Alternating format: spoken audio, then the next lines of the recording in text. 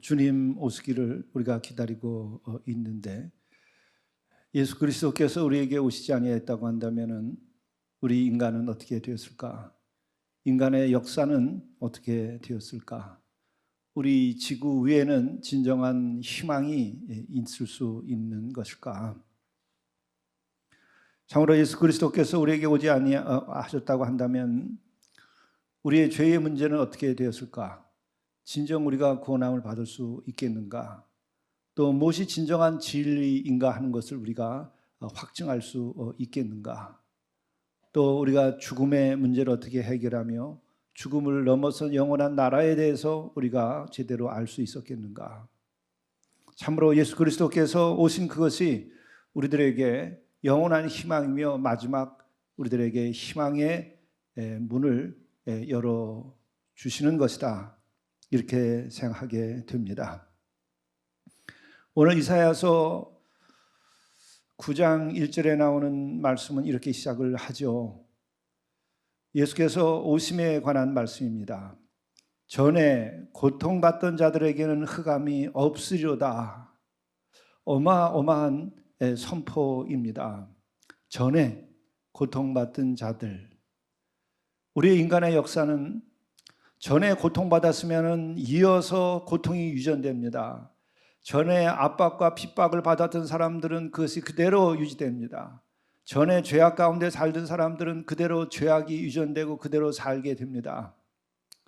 전에 버림받은 사람들, 차별받았던 사람들은 그대로 유전되고 반복될 뿐입니다. 세대 교체가 있다 할지라도 결국 그것은 영원한 희망이 되는 것이 아닙니다. 계속 그 어둠과 고통과 죄는 유전되어 오는 것입니다. 그런데 전에 고통받던 자들에게는 흑암이 없으리로다. 이제 새로워질 것이다. 영원한 희망이 너희들에게 주어질 것이다 라고 하는 것이죠. 그 한 아기가 탄생함으로써 인간에게는 새로운 희망이 동트게 되는 것입니다. 그 희망이 바로 예수 그리스도입니다. 그 희망은 잠시 불이 붙었다 꺼지는 것이 아니고 영원한 희망인 것입니다. 이것이 믿어지고 받아들여지는 영혼은 복된 영혼입니다.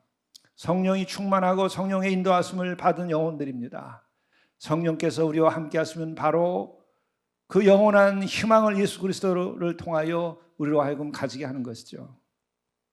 신앙 고백은 우리가 고백하는 것이지만 우리로 하여금 고백하는 그 고백의 진실성과 그 깊이, 이것은 성령의 도우심이 있을 때 진정으로 고백되어지게 되는 것입니다. 어디서 희망이 올 것이며 어디서 우리에게 구원이 올 것인가? 여러분, 그 길을 찾아야 됩니다. 그 질문을 놓치면 안 됩니다. 우리가 그 질문과 또 그것에 대한 대답으로서의 길을 놓치면 우리들의 인생은 다 허무한 것이 되고 맙니다. 인간의 역사는 그 허무 가운데에서 결국은 상대적으로 윤리와 도덕도 지킬 수 없는 인간이 되어버리고 마는 것입니다. 진정한 희망, 그것은 예수를 그리스도로 고백하고 그 고백 가운데서 주님의 말씀을 따라 살고 주를 믿는 믿음을 통하여 우리들이 죄 사함을 받고 또한 그 예수 그리스도께서 사랑하시는 그 사랑 가운데서 우리가 힘과 능력을 얻을 때에 우리들의 삶이 제대로 희망 가운데 살아갈 수 있게 되는 것입니다. 그 주가 계시지 않으면 인류에게는 더 이상 희망이 없는 것입니다. 여러분, 그것을 찾지 못했기 때문에 사람들은 끊임없이 다른 것을 찾아 헤매는 거예요. 제대로 된 답을 얻을 수 없기 때문에 사람들은 다른 데서 답을 얻으려고 하는 것입니다. 답이 아닌 것을 답으로 삼게도 됩니다. 영원한 것이 아닌 것을 영원한 것처럼 착각하게 되는 것입니다. 또한 그 영원한 것을 찾되 영원한 것을 얻지 못하면 사람은 허무 가운데 살게 됩니다.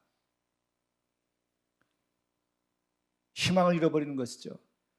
그 희망을 잃어버렸을 때 사람들은 상대주의에 빠져버리게 되고 그 영원한 절대적 희망을 잃어버렸기 때문에 인간은 상대적인 윤리 기준을 가지고 살면서 상황에 따라서 이렇게 저렇게 안타깝게 살아가는 것이죠. 그래서 우리의 마음속에 절대적인 영원한 희망, 영원한 삶의 표준을 상실해버리고 마는 거예요. 그래서 사랑에 대해서도 우리는 절대적으로 신뢰하고 사랑하지 못합니다. 또한 우리가 지켜야 할 인간의 기본적인 윤리와 도덕도 우리가 끝까지 지켜내지 못하는 것입니다. 인간들이 행해야 될 그 근본에 대하여 우리는 행하지 못하게 되는 것입니다. 영원한 희망이 있을 때만이 우리에게 있어서는 우리들의 삶의 규범도 영원할 수 있는 것이에요.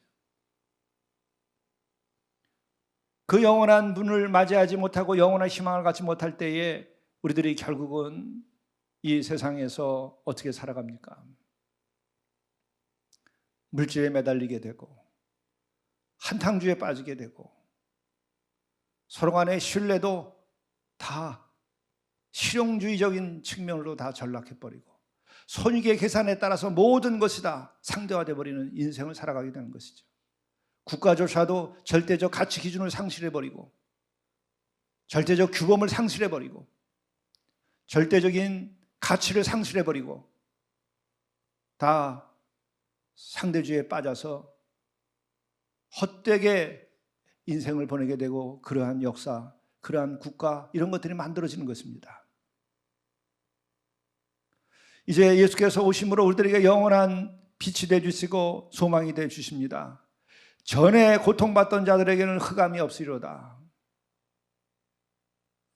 옛적에는 여호와께서 스불론 땅과 납달리 땅이 멸시를 당하게 하셨더니 후에는 해변길과 요단 저쪽 이방의 갈릴리를 영화롭게 하시느니라. 이게 무슨 말입니까? 이 역사적 배경, 이 이야기의 컨텍스트를 아는 사람은 이게 어마어마한 이야기, 인류의 가장 깊은 그 고통에서, 그 역사의 질곡에서 해방될 수 있다고 하는 것을 보여주는 말씀이에요. 스불론 땅과 납달리 땅, 해변길, 요단 저편, 요단 서쪽을 말하는 것이죠. 거기가 어떤 곳입니까? 항상 외세가 힘이 커지게 되면 이곳을 쳐들어오게 됩니다. 이것 자체를 점령하려고 하는 것이 아니라 그냥 지나쳐버리는 길입니다. 왜? 상대하여서 싸울 수 있는 상대조차 되지 아니하는 이 연약한 백성들이 살던 삶의 자리예요. 아수르, 지금까지 인간의 역사를 볼 때에 그 다음에 바벨론, 그리고 헬라, 그리고 로마, 강대국이 등장을 하게 되면은 북쪽에서 강대국이 등장하면 남쪽을 치기 위해서 지나가는 길입니다. 남쪽의 이집트 쪽에서 강대국이 형성되면은 그들이 또 치기 위하여 이 길을 통과해서 북쪽으로 올라가는 길입니다. 여긴 스스로가 존재하는 것이 아니라 그냥 지나치는 길이에요. 그때마다 짓밟히는 겁니다. 지금 이 역사적 배경으로는 아수르가 이미 여길 다 삼켜버리고 짓밟은 다음입니다. 그리고 아수르의 이민 정책에 의해서 이쪽에 사람을 이주시켜 가지고 혼혈을 만들고 한 민족이 존재하지 못하게 만든 겁니다. 그래서 갈릴리 땅은 유대의 땅임에도 불구하고 동족으로부터도 멸시와 차별을 받았어요. 왜? 그들은 이방의 피가 섞였다고 그렇게 차별을 받았습니다. 가진 모든 것들을 빼앗겼고 또한 성폭행을 당하고 그리고 또 그것도 부족해가지고 그들은 포로로 잡혀가기도 하고 또 외세가 그곳을 점령해서 땅을 빼앗고 자기네 다른 이방 민족을 거기다 집어넣어서 통치하던 것입니다. 바로 나중에 예수께서 오시는 곳이 어디고 예수께서 오셔서 지내신 곳이 어디입니까? 바로 그 땅 갈릴리에 오신 거예요.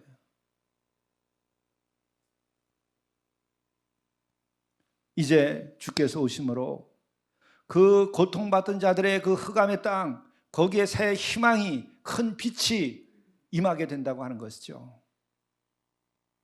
흑암에 행하던 백성이 큰 빛을 보고 사망의 그늘진 땅에 거주하던 자에게 빛이 비치도다. 누가 이것을 가능하게 할 수 있겠습니까? 다윗 시대를 지나서 또 이스라엘이 분열된 이후에 늘 이곳은 전쟁이 날 때마다 지나치는 길이었는데 제가 성지 순례를 갔다가 이곳에 가서 보고 깜짝 놀랐습니다. 고고학자들이 연구를 하는데 30m 정도를 땅을 팠는데 그 땅을 판 지층마다 전부 전쟁에 의해서 파괴된 것들이 가득 쌓여 있는 겁니다. 30m 지층이. 한 시대마다 지층이 다 달라요. 거기에 이제 전에 고통받던 자들에게는 더 이상 이제 흑암이 없으리로다. 예수께서는 이와 같은 평화의 왕으로, 치유의 왕으로 우리에게 오시는 거죠. 성경은 하나님의 계시의 말씀을 담고 있습니다. 그 계시는 꿈을 통해서도 나타납니다. 예언자의 입을 통해서도 나타납니다. 뿐만 아니라 역사적 사건을 통해서도 하나님께서는 계시하는 것입니다. 오늘 이 메시아가 오신다고 하는 것은 이처럼 역사적 사건을 배경으로 해서 이 역사가 새로워질 것을 또한 말하는 것입니다. 그리고 우리의 역사가 어디로 가야 된다 하는 것을 우리에게 말해주고 있는 것입니다. 오늘 이 이사야서 이 9장 1절부터 7절까지 이 말씀만 잘 이해하게 되면 예수께 대한 올바른 이해, 기독론에 대한 올바른 이해의 기초가 되는 것이에요. 그 다음에 나온 말씀이 나옵니다. 주께서 이 나라를 장성하게 하시며 그 즐거움을 더하게 하셨으므로 추수하는 즐거움과 탈취물을 나눌 때의 즐거움같이 그들이 주 앞에서 즐거워하오니 이는 그들이 무겁게 맨 멍에와 그들의 어깨의 채찍과 그 압제자의 막대기를 주께서 꺾으시되 미디안의 날과 같이 하셨음이니이다. 그리고 어지러이 싸우는 군인들의 신발과 피 묻은 겉옷이 불의 섭같이 살라지리니 이는 한 아기가 우리에게 낳고 한 아들을 우리에게 주시는 바 되었는데 그의 어깨에는 정사를 메었고 그의 이름은 기묘자라 모사라 전능하신 하나님이라 영존하시는 아버지라 평강의 왕이라 할 것임이라. 이 뒤로 가게 되면 앞에서 이야기했던 것에 대한 분위기가 바뀌게 됩니다. 뭐죠?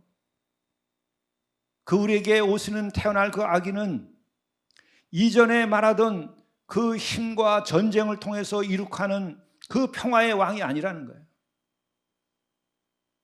아수르가 가져온 평화는 아수르의 그 군사력에 의해서 그 지역이 평정됨으로써 평화가 왔던 것이죠. 그 후에 팍스 로마나라고 하는 것도 역시 마찬가지로 로마의 평화는 군사력에 의한 평화인 것입니다. 그러나 예수께서 오늘 지금 나타나셔서 그 한 아기, 그분이 하시는 일은 어떤 것인가, 어떻게 해서 우리들에게 흑암이 없는 세상을 만들어 줄 것인가, 고통받은 자들에게 어떻게 새로운 소망을 줄 것인가에 대해서 말하고 있는데, 인간들이 이렇게 해놓고 인간의 제국이 만들어 놓은 그러한 평화가 아니고 그러한 나라가 아니라는 것이죠. 그러한 소망이 아닙니다. 그래서 영원한 소망이기도 하고 진정한 평화가 무엇인지를 보여주는 것이죠. 하나님의 통치, 이제 이것이 이루어지게 될 것이라는 거예요. 너희들 인간들이 만들어 놓은 인간의 통치, 어느 제국의 통치, 어느 임금의 통치, 시저의 통치, 로마의 통치가 아니라 하늘의 통치, 하나님 나라의 통치, 그것이 무엇인가를 우리에게 보여주시는 거죠.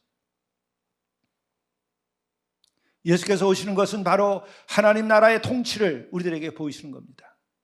그 하나님 나라의 통치라고 하는 것은 군사력으로, 인간을 짓밟음으로, 인간을 보복함으로 그렇게 해서 얻어지는 평화, 통치가 아니라는 거예요. 우리가 이것을 좀 더 보겠습니다.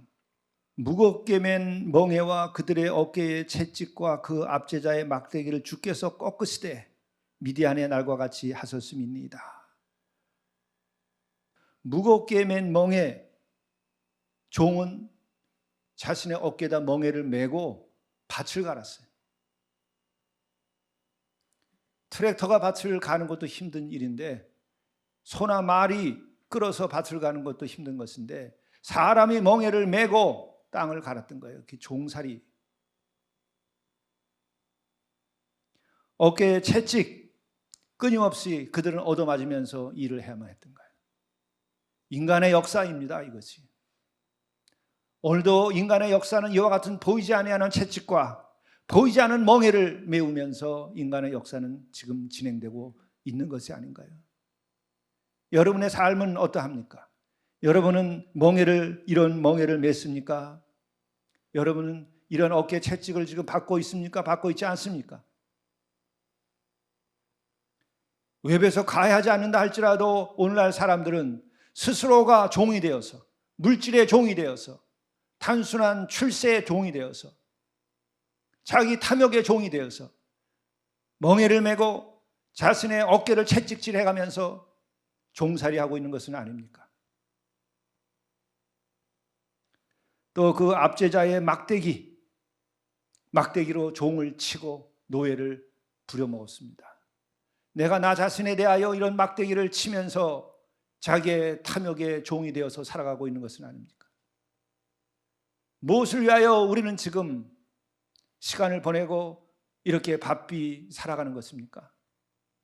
진정한 삶의 의미가 무엇이고 왜 우리가 세상에 태어났으며 인간의 삶과 그리고 역사는 어떻게 만들어져야 되는 것인가를 우리는 이 주님께서 오시는 이때에, 코로나가 이렇게 만연된 이때에 멈춰서서 정말 생각해 봐야 합니다.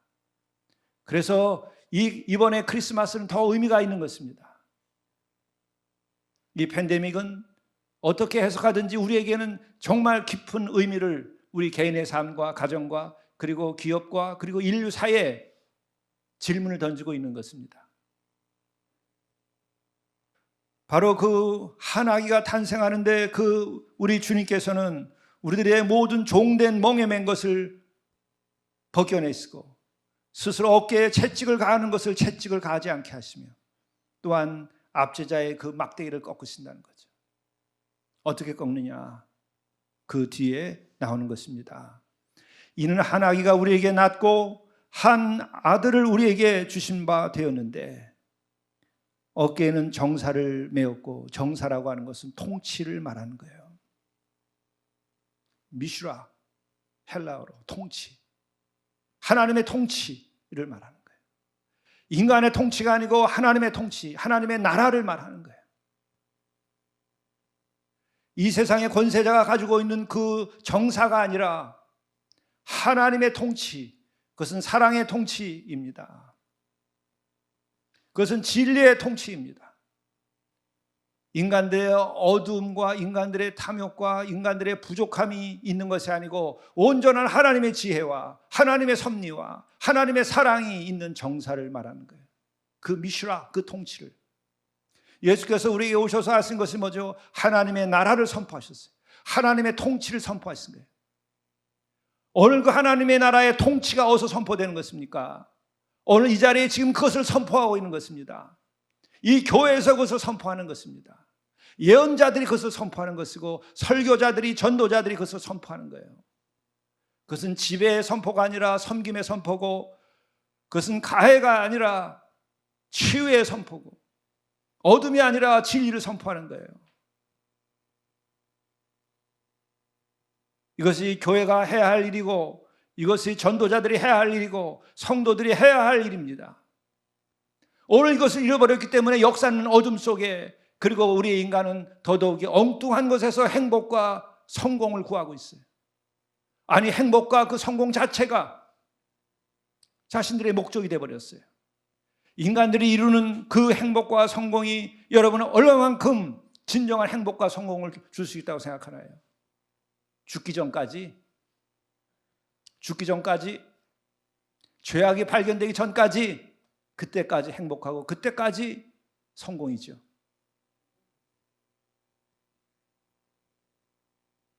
하나님의 통치가 이루어지는 가운데에서 만들어지는 우리들의 진정한 기쁨과 평안과 자유가 있어야 되는 거예요. 진리가 너희를 자유케 하리라고 하는 그것으로 인한 자유가 진정한 우리들이 이루어야 할 행복과 삶의 의미이고 성공입니다. 어깨에는 정사를 메었고 그의 이름은 기묘자라 모사라. 우리가 여기서 기묘자 모사를 이렇게 콤마를 찍었는데 지금 번역은 그것을 놀라운 경이로운 상담자라는 뜻이에요. 기묘한 상담자, 이런 뜻입니다. 새롭게 번역을 하면 새 번역도 달리 번역을 했어요. 두 개가 아니고. 우리에게 오신 예수님은 어떠하셨습니까?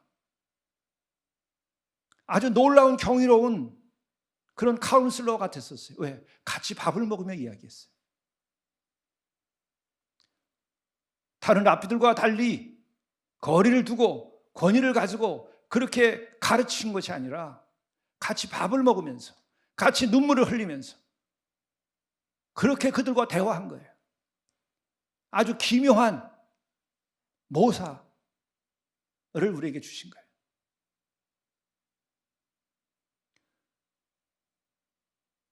이러한 랍비가 없습니다. 하나님의 통치는 이렇게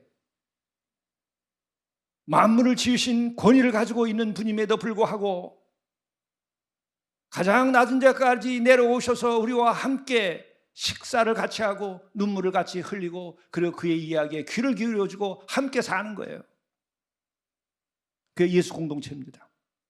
예수님과 제자들이 그렇게 살았고 또한 그 제자들과 더불어서 다른 사람들을 만날 때 그들을 그렇게 대하였어요.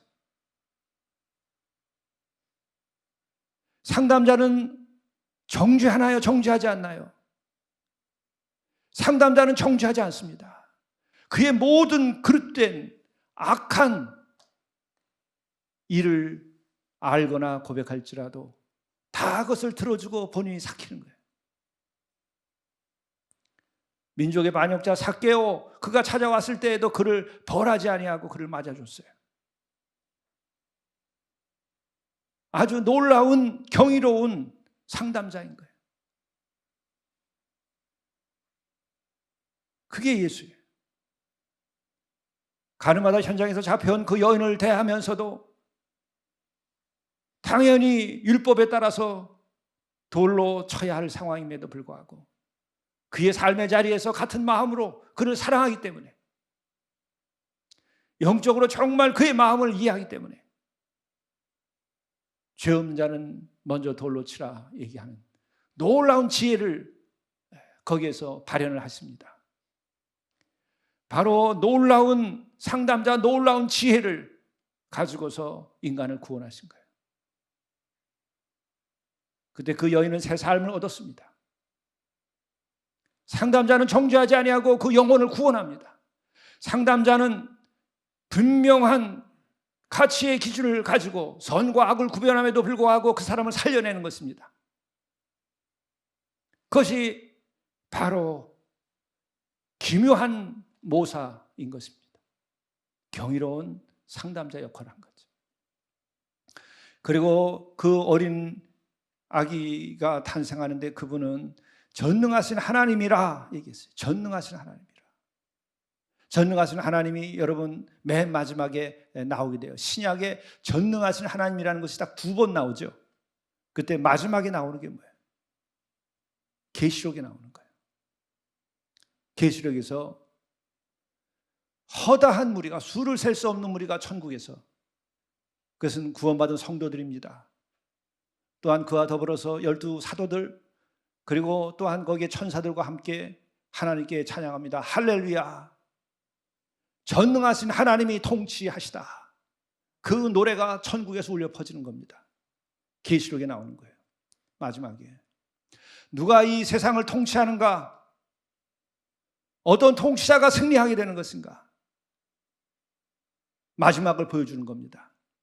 그러면서도 우리는 착각에 빠져서 그 어떤 인간이 가지고 있는 권세가 영원할 것처럼 우리는 행동합니다. 우리는 또 그것에 어떤 편이 돼서 우리는 행동합니다. 이 세상의 권세의 모든 것을 거는 사람은 참된 크리스찬이 아니에요.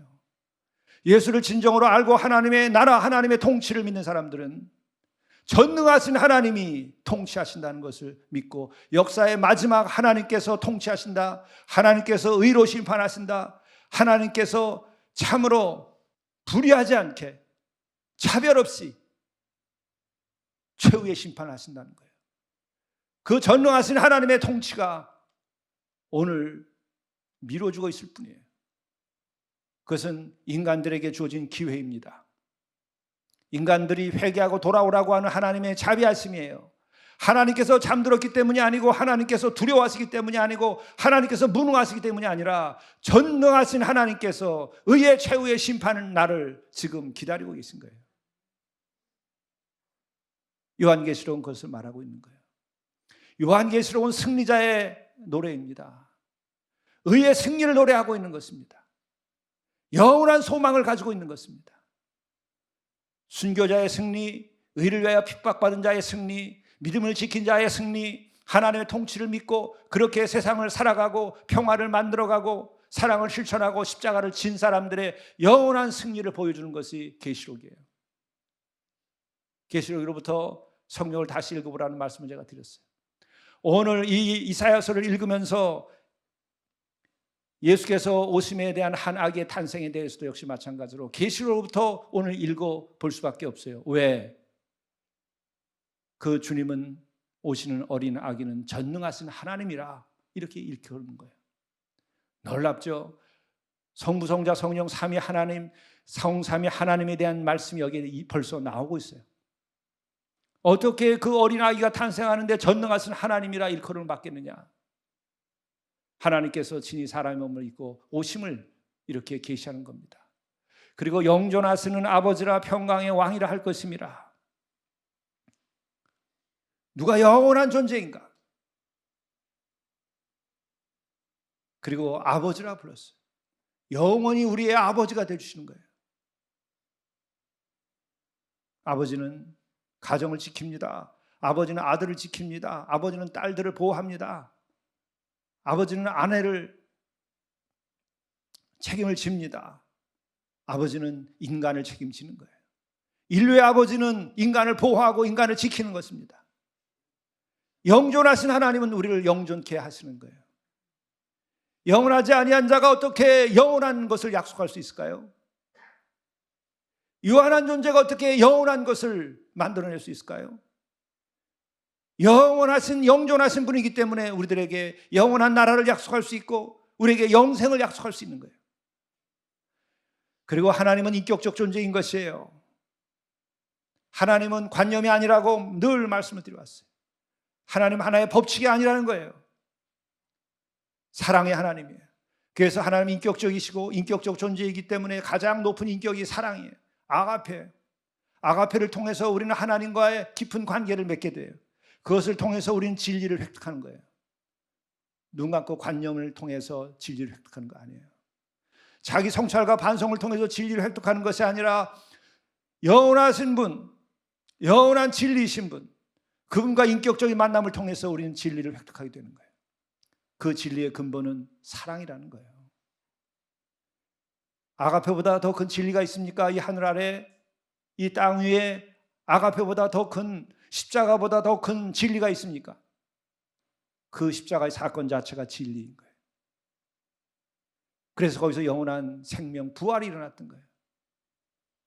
이것이 인류에게 이 우주의 희망입니다. 이것을 믿는 거예요. 믿음이 무엇인지를 분명히 알아야 돼요. 크리스천들은. 그리고 그 아기는 평강의 왕이라, 샬롬, 평화의 왕이라. 권세에 의한 샬롬은 가짜입니다. 무덤의 평화도 가짜예요. 죽음입니다. 세상의 힘에 의한 샬롬 평화는 폭력입니다. 감춰진 폭력일 뿐이에요. 그러나 진정한 평강, 진정한 평화는 모든 인간의 죄를 대신 짊어지는 그 희생을 통해서 만들어줄 수밖에 없어요. 여러분 가정에 진정한 평화를 여러분 만들어내려면 어떻게 해야 될 것 같아요? 여러분 친구와 진정한 평화를 여러분들이 이룩하려고 하면 어떻게 할 것 같아요? 부부간의 진정한 평화를 만들려면 어떻게 해야 돼요? 내가 그의 모든 잘못을 짊어지는 수밖에는 다른 방법이 없어요. 이 민족의 진정한 평화를 만들고 남북한의 진정한 평화를 만들려면 어떻게 될 것 같아요? 어디에 편들고 누구 보고 평화를 만들려고 하지 말고 그 말하는 사람들이 십자가를 지고 민족의 십자가를 지고 죽으면 돼요. 권세를 부리지 말고 내가 십자가를 지고 민족의 십자가를 지고 죽으면 돼요. 남들에게 요구하지 말고. 그게 예수께서 보이신 샬롬의 길이에요. 그 샬롬의 왕, 그것이 예수 그리스도예요. 스스로가 힘을 행사할 수 있음에도 불구하고 그는 죽은 자 나사로를 살린 사람이에요. 살릴 수 있는 자는 죽일 수도 있는 힘이 있는 거예요. 그러나 그는 스스로가 죽었어요. 이것이 예수 그리스도의 평강의 왕으로서의 모습이에요. 새로운 답이 주어질 수가 없어요. 이거 하나님께서 이미 십자가를 통해서 계시했기 때문에. 그 이상은 없는 것입니다. 우리 교회에 진정한 평강, 평화가 있으려면 어떻게 되는가? 내가 여러분을 위하여 십자가를 지고 죽으면 되는 거예요. 이 교회가 잘 되게 하려면 어떻게 하면 되고, 또한 목사가 어떻게 하면 목회를 잘하고 새해를 이끌어갈 수 있을까? 여러분이 십자가를 지고 내가 죽겠다고 하면 되는 거예요. 여러분의 가정에 자녀들과의 지금 갈등이 있습니다. 어떻게 하면 될까? 내가 이 자식을 위하여 내가 목숨을 내놓겠다고 하면 더 이상 다른 해결책은 내놓을 필요가 없어요. 남편이 교회 다니지 않는다, 믿음이 없다. 아내가 교회 다니지 않는다, 믿음이 없다. 내가 그를 위하여 이제 사랑의 십자가를 지겠다고 하면 또 다른 대안이 필요 없어요. 다만 문제는 우리가 연약하기 때문에 그것을 감당하지 못하는 게 문제인 거예요. 우리의 그 연약함을 아시기에 우리 주께서 나아가서 주께 구하며 평강의 왕 나의 주께서 나에게 힘이 되어주시고 나를 이끌어달라고 기도하는 거예요.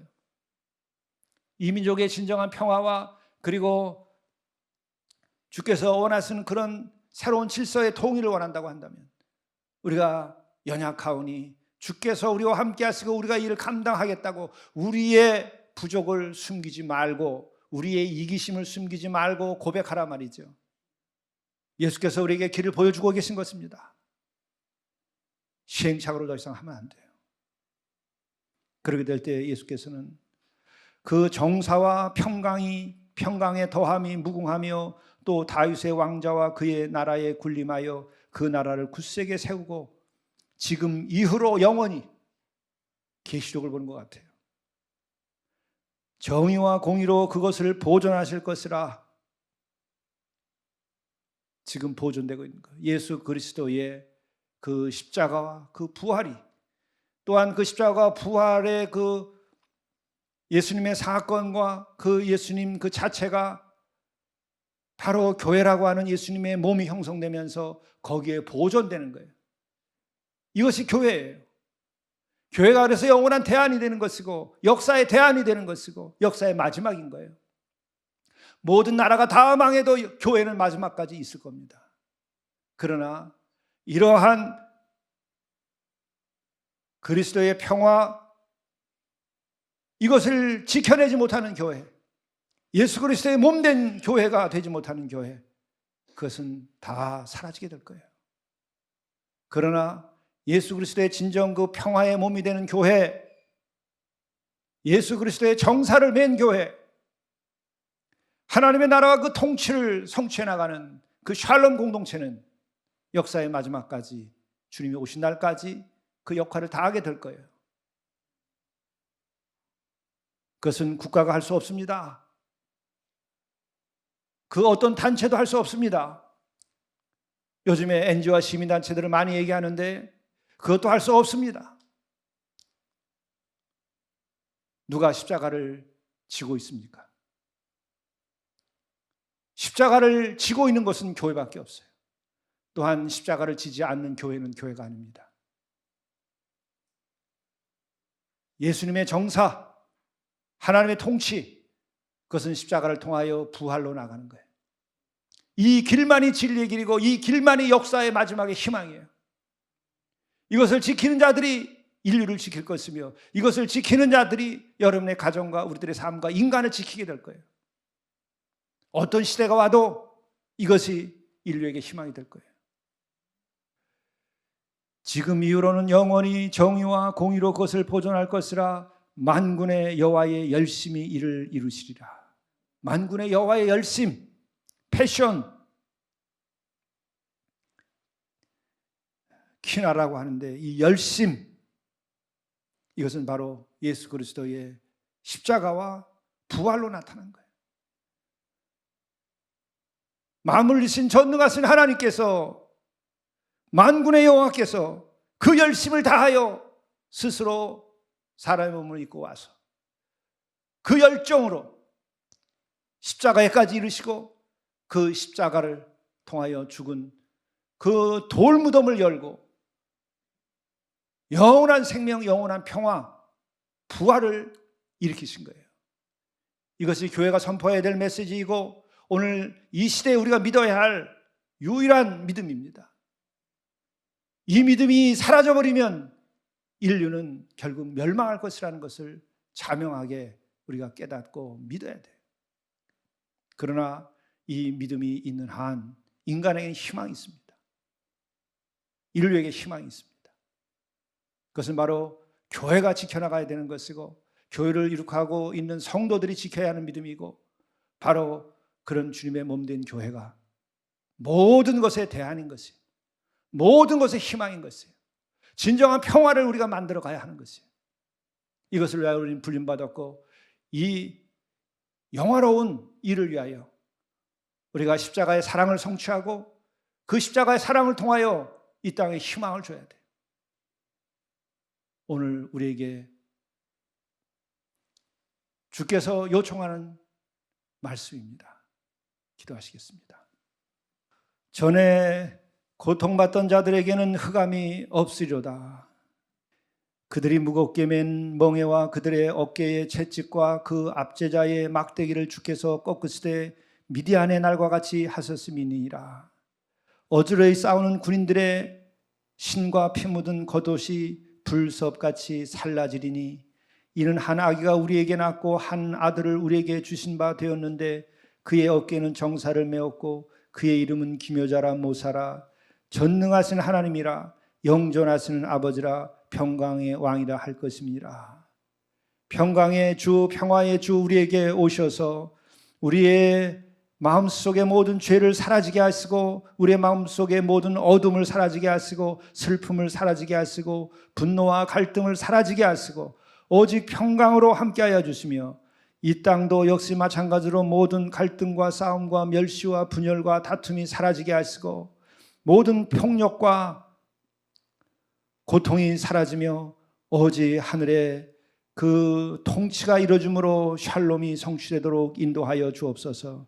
이를 위하여 불림받은 우리들이 먼저 자유케 되게 하시고 평안케 되게 하시며 또한 주님의 몸된 교회가 된 우리 교회가 이 일을 선포하고 감당할 수 있도록 인도하여 주옵소서. 우리 구주 예수 그리스도의 이름으로 간절히 기도드리옵나이다. 아멘.